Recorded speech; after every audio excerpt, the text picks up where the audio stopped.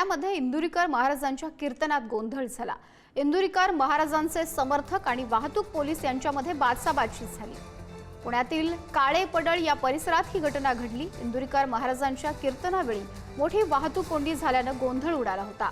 तुमच्यामुळे वाहतूक कोंडी झाली, वाहतूक पोलिसांनी असा इंदुरीकर महाराजांवरती आरोप केला। आयोजकांनी मध्यस्थी करत हा सगळा वाद मिटवलाय।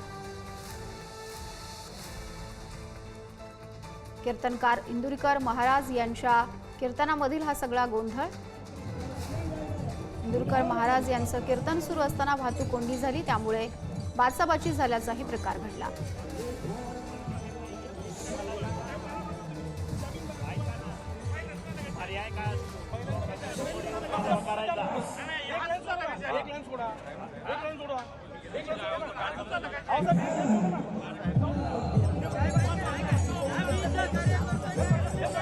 Yeah.